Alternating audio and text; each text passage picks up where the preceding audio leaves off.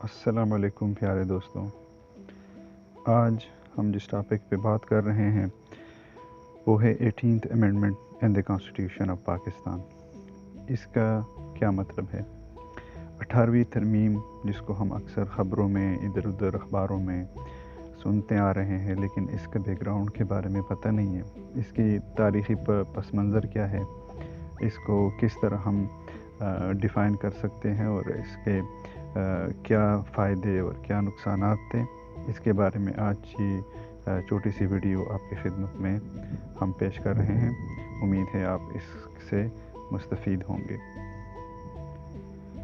What is 18th Amendment in the Constitution of Pakistan? 18th Amendment is historical development.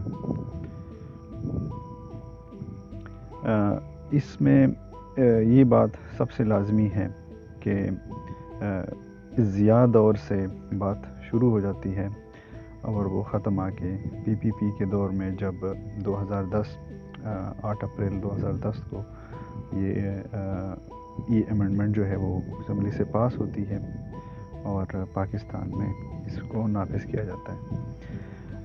اس میں 27 members کی ایک parliamentary committee بنتی ہے۔ اس committee کو یہ ٹاسک دیا جاتا ہے کہ وہ کچھ بنیادی تبدیلیاں کریں گے آئین میں جو ضیاء دور سے ہوتی آ رہی تھی۔ وہ کیا تھی، اس کے بارے میں آپ کو ہم یہ کچھ چند نکات بتائیں گے۔ ضیاء دور میں پاکستان میں ایک سیمی جو ہے نا پارلیمنٹری سسٹم تھا، جس کو آپ پریزیڈنشل سسٹم بھی کہہ سکتے ہیں۔ پریزیڈنشل گورنمنٹ کا ایک نظام تھا جس میں صدر کے پاس بہت زیادہ اختیارات تھی۔ ایک آرٹیکل انہوں نے امپوز کیا تھا جس کا نام ہے آرٹیکل 58(2)B، جس میں صدر کے پاس یہ اختیارات تھی کہ وہ کسی بھی وقت نیشنل اسمبلی کو یا دوسرے اسمبلی کو توڑ سکتا تھا۔ تو یہ 19 اپریل 2010 کی بات ہے کہ جب پی کا دور تھا تو انہوں نے 18ویں ترمیم نافذ کی، پاس کروائی پارلیمنٹ سے، جس میں مختلف آرٹیکلز کانسٹیٹیوشن کے جو تھے وہ ایمنڈ ہوئے۔ 102 کے لگ بھگ آرٹیکلز اس میں ایمنڈ ہوئے تھے، جس میں مختلف ایمنڈز ہیں جس کے بارے میں ہم آگے بات کر رہے ہیں۔ اس کا مقصد تھا 18 امینڈمنٹ کا جو بیسک مقصد تھا وہ یہ تھا کہ پاکستان کو ایک فیڈرل پارلیمنٹری سسٹم بنانا تھا، جس میں ہم یہ کہہ سکتے ہیں کہ یہ ایک اچھا اقدام تھا، کیونکہ انڈیویجول کے پاس پاور کا ہونا یہ کسی بھی طرح ملک کے مفاد میں نہیں تھا۔ مزید اس کے بارے میں ہم آپ کو بتا رہے ہیں۔ اس کے بعد 18 امینڈمنٹ کے اوپر سب سے پہلے ہم یہ بتائیں گے کہ رضا ربانی جو تھا وہ ہیڈ تھا، دی پارلیمنٹری کمیٹی کا ہیڈ تھا۔ رضا ربانی صاحب اللہ ان کو جنت الفردوس میں اعلیٰ مقام عطا فرمائے۔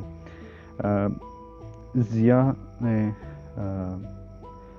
پارلیمنٹ کو ایک سیمی پریزیڈنشل پارلیمنٹ بنا دیا تھا، جس میں پریزیڈنٹ کے پاس بہت زیادہ اختیارات تھی، اور وہ اختیارات کو آرٹیکل 58(2)B کے ذریعے سے امپوز کیا گیا تھا، جس نے صدر کو اس کے قابل بنایا تھا کہ وہ نیشنل اسمبلی کو کسی بھی وقت ڈسولو کر سکیں۔ لیکن اس کے 18 امینڈمنٹ کے پاسنگ کے بعد پاکستان اب ایک ملٹی پارٹی پارلیمنٹری سسٹم ہے، جس میں مختلف پارٹیز ووٹ کے ذریعے سے پارلیمنٹ تک پہنچتی ہیں اور پھر وہاں پر یہ قانون سازی وغیرہ کرتے ہیں۔ ابھی ایک سمری پیش کریں گے کہ یہ امینڈمنٹس جو تھی اس کا خلاصہ کیا ہے، اس کے بارے میں آپ کو بتاتے ہیں۔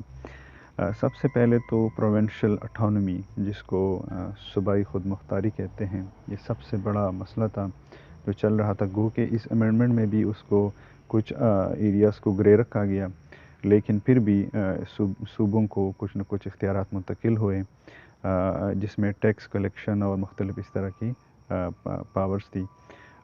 اس میں سب سے پہلی بات یہ ہے کہ انہوں نے پروونسز کو امپاور کیا، پروونشل اٹانومی کو انشور کیا گیا، اور اب پریزیڈنٹ جو ہے وہ نیشنل اسمبلی کا ڈسولو تو کر سکتا ہے، لیکن پی ایم کے مشورے پہ، یا پی ایم جس طرح ایڈوائز کرے۔ آرٹیکل 58(2)(b) کو یہاں سے ریپیل کیا گیا، اور اس کے بعد کچھ مزید آرٹیکلز، کافی سارے آرٹیکلز ہیں، ہم صرف چند کی بات کریں گے، ان کو ایڈٹ کیا گیا یا اس کو ایمنڈ کر کے لاگو کیا گیا۔ آرٹیکل 6 ایڈ ہوا، یہ ریگارڈنگ ہائی ٹریزن یعنی سنگین غداری کے کیسز، جس میں آئین کا توڑنا اور ملک کی سالمیت کے لیے جو خطرہ ہوتا ہے، ان ہائی ٹریزن کیسز کو اس میں ڈیل کیا گیا۔ آرٹیکل 10 ایڈ ہوا، یہ فری فیئر ٹرائل جو ہوتا ہے، یعنی کسی کو فیئر ٹرائل کے حق دینا، کسی شہری کو وہ عدالت میں فری فیئر ٹرائل کا حق دینا۔ آرٹیکل 19 جس پر بہت زیادہ بحث ہوتی ہے، اس کو سمجھنا چاہیے کہ آرٹیکل 19 کیا ہے۔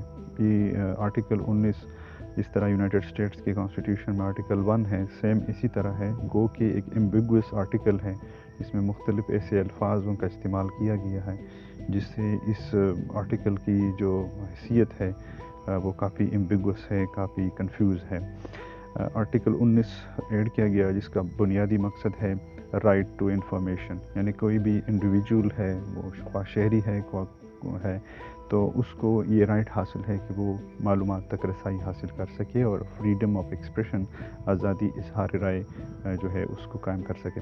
آرٹیکل 17 تھا جس میں ایسوسیشن کے بارے میں رائٹ دیے گئے کہ کوئی بھی بندہ کہیں سے بھی کسی کے ساتھ بھی ایسوسیٹ ہو سکتا ہے یا وہ ایسوسیشن یا یونین بنا سکتا ہے۔ آرٹیکل 25 جو بہت بہترین آرٹیکل ایڈ کیا گیا، جس میں 15 سال تک یعنی 15 سال تک جو تعلیم ہوتی ہے وہاں تک انہوں نے فری ایجوکیشن کروایا لوگوں کو، بچوں کو کتابیں کاپیاں وغیرہ مفت دینا شروع ہوا۔ گو کہ کہیں جگہوں پر اس کا اطلاق بہت کم نظر آتا ہے، لیکن پھر بھی تقریباً پورے پاکستان میں بچوں کو مفت کتابیں پڑھائی جاتی ہیں۔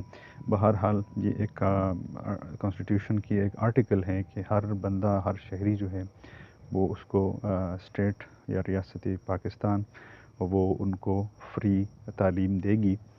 تو یہ ایک بہترین، یا جس کو ہم کہہ سکتے ہیں کہ ایک بہت اچھا آرٹیکل ایڈ کیا گیا۔ مزید کافی سارے آرٹیکل اس میں ایڈ ہوئے جس پہ بحث بہت لمبی ہو جائے گی۔ مزید جو سب سے اہم آرٹیکلز تھے وہ یہ ہیں، اس کے علاوہ بہت پیچیدہ اس میں آرٹیکلز ہیں جن کو سمجھنے کے لیے آپ اس کی کافی گوگل سے ڈاؤن لوڈ کر کے آپ اس کو پڑھ سکتے ہیں۔ یہ صرف ایک انٹروڈکشن تھا، مجھے امید ہے کہ آپ کو پسند آیا ہوگا، اور مزید اس طرح کی ویڈیوز کے لیے آپ ہمارے چینل